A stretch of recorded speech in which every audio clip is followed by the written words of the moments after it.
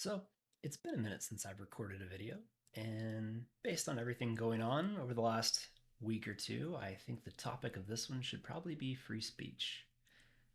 I mean, I don't think anybody's missed all of the events surrounding Charlie Kirk and the bullshit with Jimmy Kimmel and all of the people trying to clamp down on free speech. So I wanted to talk a little bit about this. This is something I've ranted about on Twitter a few times. Wrote a blog post about it once upon a time. I'll link to that in the comments or in the notes. But there's a couple of things that I really want to call out. I'm sure somebody else has done this, but this is my 2 cents. So I think first and most important is to point out that in the US, the idea of freedom of speech was never really meant to be unlimited. It was set in a time where there were already kind of some social constraints to a degree. But I don't think the intent was to say anybody can say anything to anybody at any time, no matter what. That makes no sense. I mean, as a society, like there have to be some boundaries. Primarily, I think freedom of speech was intended to say, hey, any idea, any ruler, leader can be challenged. We're not okay with unquestionable sacred cows. Like everything has to be open to scrutiny. Every idea can be open to critique. That I think was at the heart of it. It was intended to prevent dictatorial control over dialogue, over ideas. And in fact, it was intended to prevent the very types of things that certain aspects of the media and certain politicians in the US at this point are attempting to do, which is to limit speech in their favor. Now, if you actually look at the Constitution, only the government is supposedly barred from making a law that abridges freedom of speech. It was never intended to apply to private companies or people in their homes. But even the government piece has a ton of exceptions. Like there's an entire Wikipedia article on exceptions to this. And there are exceptions for good reasons: libel, slander, defamation, threats, incitement, a bunch of other variants, particularly since things aside from words are classified as speech. Each of these exceptions makes sense. Granted, each of these exceptions can be weaponized to some degree or another, but in order to have a society that functions, that's civil, that isn't chaos, there have to be some constraints. But those constraints should be very narrow, very specific, very limited, and in general, it should be okay to discuss any idea, challenge any leader, pundit. Everybody should be open to critique. And I think looking at the Jimmy Kimmel thing, this applies very much so, like with extra emphasis to comedians. Comedians throughout history have played a very important role in a society, which is helping to question and poke fun of and kind of pick at the status quo, but also helping people to process and deal with difficult, challenging events, like through humor, even if it's gallows humor, dark humor, maybe perhaps to some people untimely humor. Like humor is helpful. And sure, it's going to offend some people. That's kind of the nature of humor. That's the nature of any art. Like, not everybody is going to appreciate a bit of art, but there needs to be freedom there to allow that, and especially for the people whom it helps. But there really shouldn't be restrictions from the government side.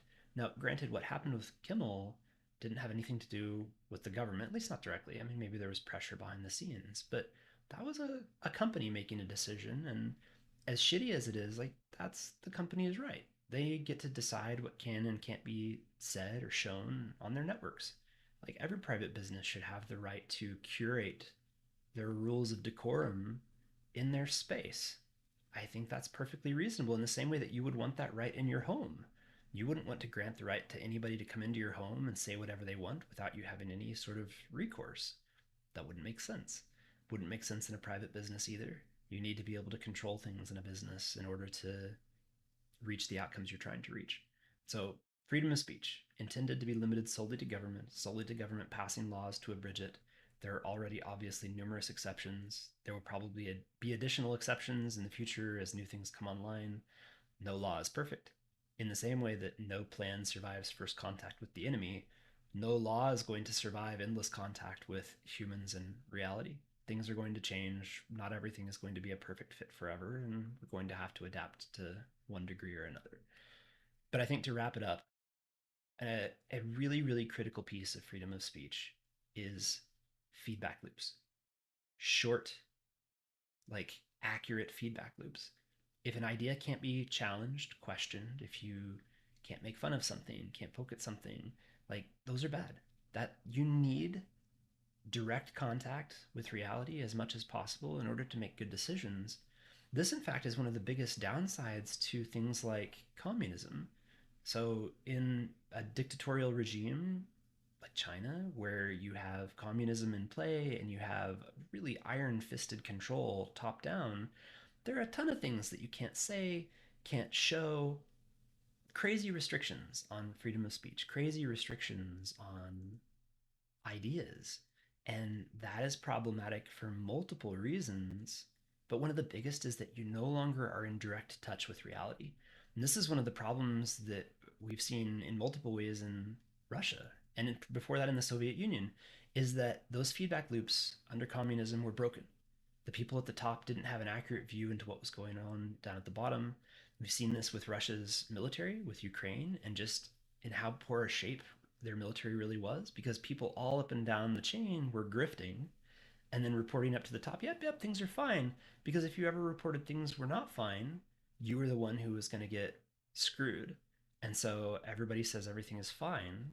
And this is kind of what restrictions on speech and punishing people for certain types of speech gets you. It gets you broken feedback loops. So, in order to have the most accurate view of reality and to have those quick, accurate feedback loops, you need freedom to see things as they are and say so. So that I think is the most important part of freedom of speech. And I don't think there's anywhere that's completely free. There's nowhere that has absolutely limitless speech, and for good reason. The US is still one of the most free places in terms of speech, despite the exceptions. But we're not the most free. And we could do better. But at the same time, there's probably also some other areas in which we should clamp down. But that's a debate for another time. Anyway, freedom of speech, not what some people think it is, maybe not for the purpose that some people think it is, but it's important, particularly because of those feedback loops, and particularly because all ideas and all leaders should be open to challenge.